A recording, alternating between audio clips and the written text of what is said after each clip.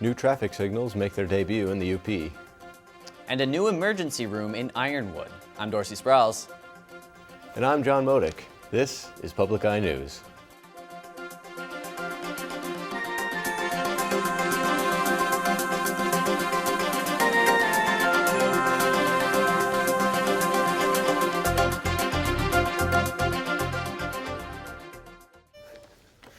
A 24-year-old Gladstone man facing 20 charges of child pornography was in Delta County District Court last Thursday.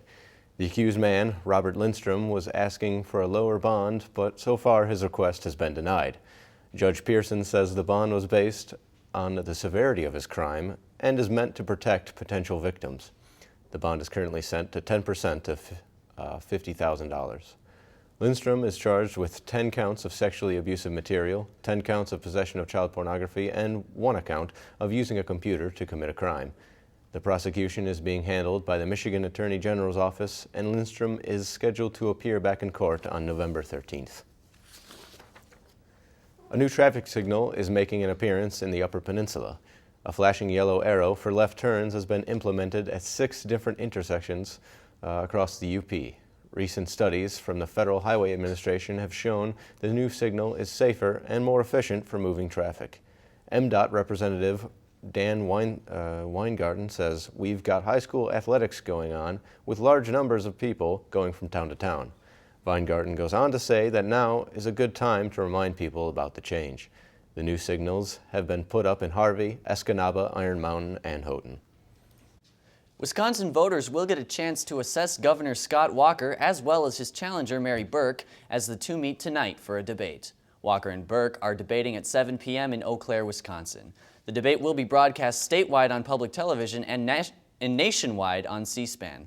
Burke says that she hopes to use the debate to present her ideas to voters around the state who may not have yet heard a chance to hear from her. Walker and Burke will be questioned by a panel of journalists and will meet for one more debate on October 17th. Aspirus Grandview Hospital in Ironwood is finally ready to open their new emergency room after a year-long process of building. The space in the new facility has gone from 2,600 to 6,000 square feet at the cost of around $4 million. It features 10 private rooms, 2 more than the old ER had. While the new ER is being used, the building process is still unfinished. The finishing touches will be put in throughout the next month. A Detroit police sergeant is facing criminal charges for stealing the watch of a shooting victim. According to the Detroit News, Sergeant Alex Vinson was suspected of taking an expensive watch from an unidentified murder victim. Vinson was caught after investigators reopened the unsolved case and noticed the watch had been replaced with a cheaper model. Police Chief James Craig said the FBI helped recover the stolen watch after Vinson was seen wearing it to a police training seminar in Idaho. Vinson has been called home and potential criminal charges are being reviewed. Autopsy results from the death of an electric forest volunteer have revealed the cause of death. 20-year-old Alan Brockett was found dead in the Sherwood Forest area of the Electric Forest Music Festival on Sunday, June 29th, around 11:15 p.m. Authorities confirmed the cause of death was poisoning by indigestion of the drug MDMA, otherwise known as ecstasy or Molly. The investigation of Brockett's death was led by Commander of State Police Lieutenant Jeff White. The music festival was held June 26th to the 29th in Rothbury and attracts tens of thousands of people every year.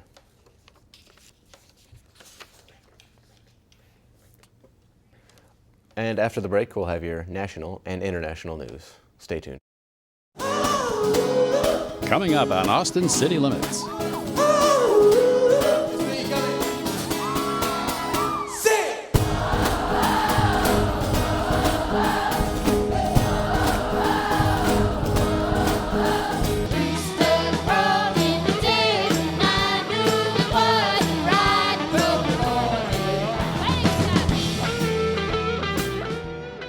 Tune in Saturday night at 11. And welcome back. Fire crews are making progress against a wildfire in California. The blaze, located along Interstate 80 about 40 miles northeast of Sacramento, is holding steady at 420 acres while containment increased to 30%. The cause of the blaze is currently under investigation, although authorities say that they received reports of several car tires burning along the eastbound shoulder of the interstate as the fire started earlier this week. And flu season is fast approaching, and with infectious diseases like enterovirus and Ebola making headlines, doctors are expecting more traffic in emergency rooms from concerned patients. Marley Hall has the story from New York. Emergency room doctors usually see a 10% increase in patients during cold and flu season.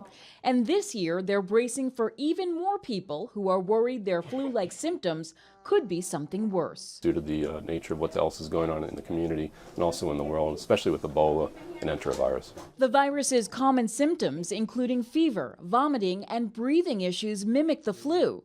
Doctors in the emergency department here at Lenox Hill Hospital in New York say they're ready to make quick decisions to either monitor or quarantine patients. We have all protocols in place to isolate people, whether it's a concern for flu or Ebola. We're always prepared. Doctors say it will be critical to get a good patient history, including any recent travel. The kinds of diseases and the kinds of illnesses they could have are directly influenced by where they've been. Health officials say there's no reason to panic. And there is something you can do. Make sure you and your family get a flu vaccine as soon as possible, so emergency rooms don't get overwhelmed and overcrowded. Marley Hall, CBS News, New York. A GOP senator has lifted his objections to a $750 million Pentagon request to fight Ebola in Africa. Oklahoma Republican Senator James Inhofe is a senior member of the Armed Services Committee.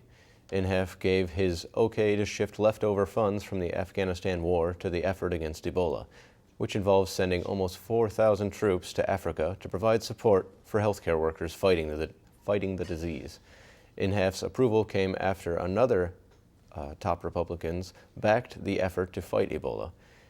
His support frees up $700 million in addition to the $50 million already approved to help eradicate the fatal disease. The Pakistani schoolgirl who survived a Taliban gunshot to the head was awarded the Nobel Peace Prize. She will share it with a children's rights activist from India. CBS' Alfonso Van Marsh reports from London. The Norwegian Nobel Committee says two children's rights activists deserve the honor of this year's Nobel Peace Prize. Kailash Satyarthi and Malala Yousafzai. The committee recognized Pakistani teenager Malala Yousafzai for her heroic struggle to give girls the opportunity to go to school. 2 years ago, while Malala rode home on her school bus, a Taliban gunman shot her in the head for her outspoken views on the education of all girls. I'm here to speak up. The Nobel Committee said Yousafzai should share the Peace Prize with Indian children's rights activist Kailash Satyarthi. The 60-year-old has acted to help rescue more than 80,000 children from child exploitation in India.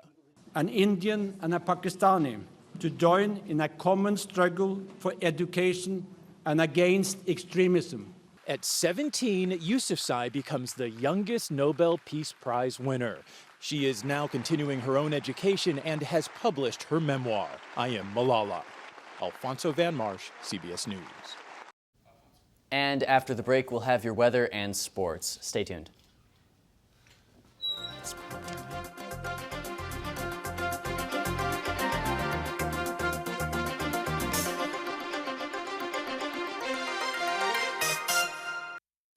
On High School Bowl this week, our first game is between the Iron Mountain Mountaineers and the Ironwood Red Devils.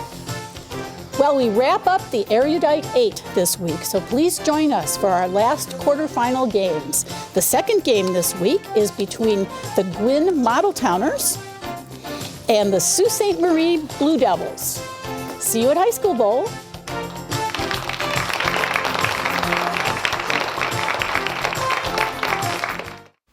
And welcome back. As you can see on NMU's campus today, our rain has cleared up, but our clouds are still lingering in the sky, making it for one gray, cloudy day.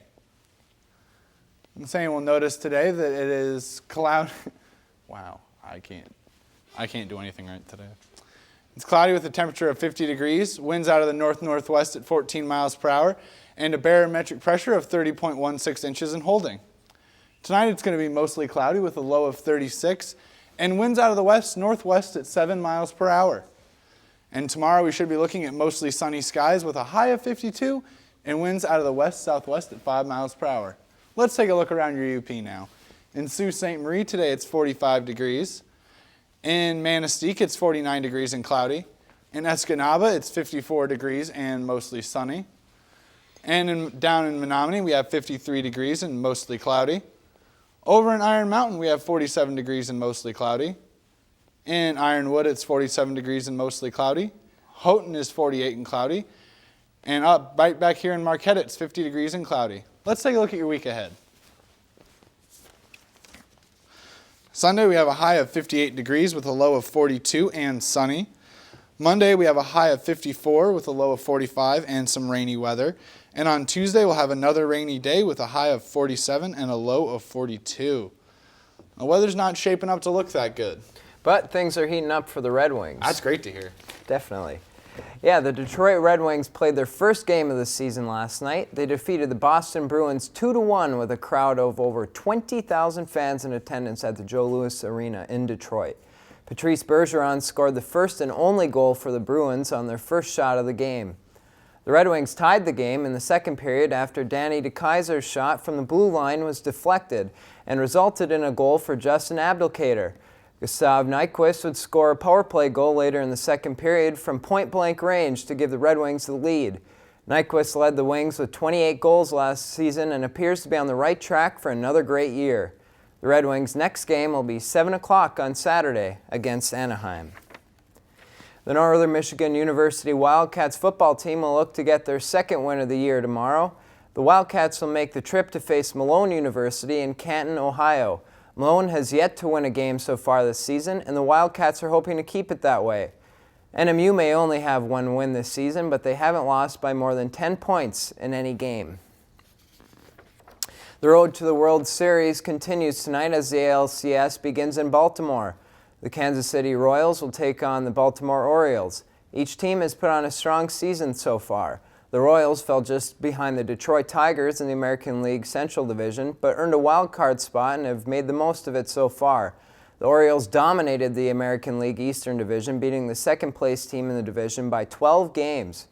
During the regular season, the Royals took 4 out of the 7 games between the two teams, and tonight should be a great matchup as well. Both aces for each team are ready to step on the mound as James Shields takes on Chris Tillman. The National League Championship Series will begin tomorrow night when San Francisco Giants head to St. Louis to take on the Cardinals. You know, and these baseball players, Dorsey, they're making real good money. They're making a lot of money, yeah. What can they do with all that kind of money? Well, actually, they might be able to buy a used computer, of all the things. Huh. How much would you pay for a used computer? $100? $200? How about $500,000? One of the original Apple I computers is going up for auction in New York later this month. It was one of the original 50 built in Steve Jobs' garage in 1976. Other items going up for bid at this auction include a letter by Charles Darwin on the sex life of barnacles and a 1,500-pound window that protected scientists working on the very first atomic bombs. This auction will be held October 22nd. And jurors are not usually the victims, according to authorities in Pittsburgh. 9 jurors had money stolen from them while they were doing their civic duties. Overall, over $500 were taken from purses during the hearing. According to authorities, the thief, Jawanda Tench, had been in the courthouse that day to be arraigned on unrelated theft charges. So, of all the things. That's going to be all the time we're going to have for you today. Have a great weekend from all of us here at Public Eye News.